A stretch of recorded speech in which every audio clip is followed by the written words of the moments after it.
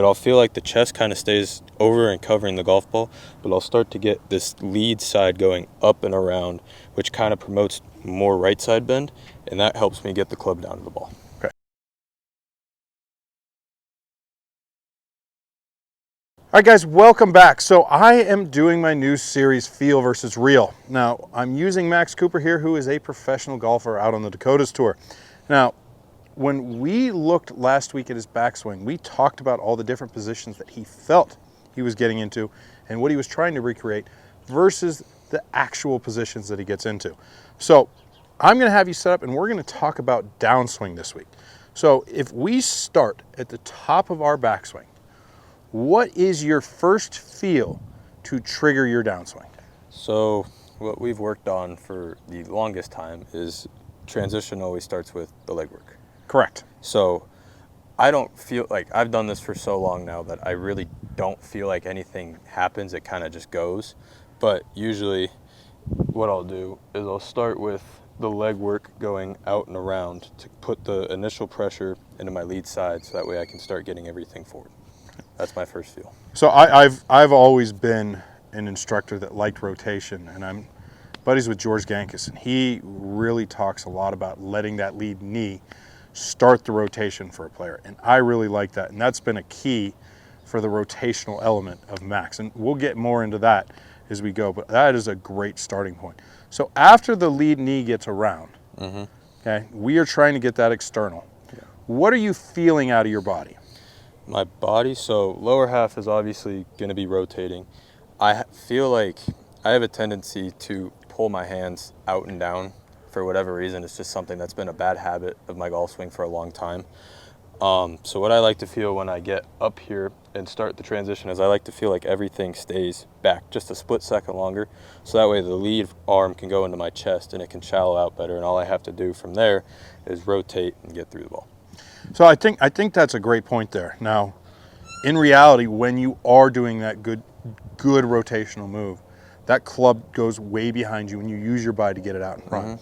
Leaving your hands up is a very important factor. So when you look at Max's actual golf swing, you'll notice that the lead leg starts moving around and he really digs into the ground. Now, that starts pulling the lead side of the hip up and back through, and that starts that rotational trend. All right, so you talk about how you like to let the body move.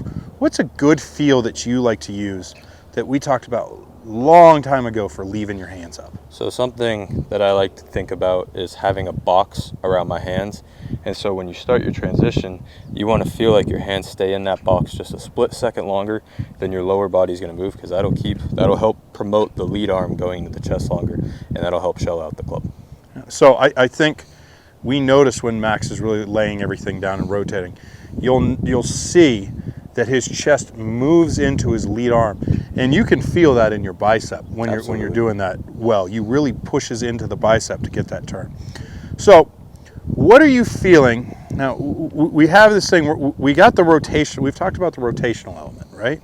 What are you feeling in terms of getting the club down to the golf ball? Are you feeling that with your chest going into a forward bend? What are you feeling? So in order to get the chest, or in order to get the club going down to the ball, so we'll get it down to club parallel right here, but I'll feel like the chest kind of stays over and covering the golf ball, but I'll start to get this lead side going up and around, which kind of promotes more right side bend, and that helps me get the club down to the ball. Okay. So after Max has gotten in here and he's created those tilts, okay, what are you feeling in terms of your arms and your chest directly into the strike? Now, I know you can't take that split second of the strike and truly feel it. I've always hated when people say they can feel impact and they can time up impact. Impact's happening so fast. Our bodies aren't capable of doing it. But into the strike, what are you feeling? So when I'm swinging really good, I honestly don't feel anything. Obviously, with the rotational swing that we have, there's no flip involved, there's no stall out involved.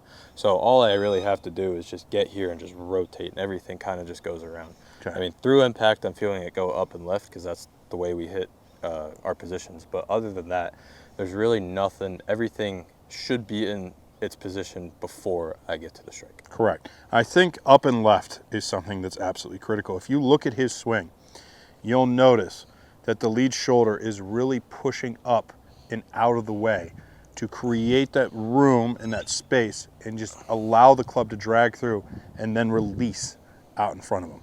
So why don't you set up there, why don't you hit a golf ball for everyone and see if we can put it all to work.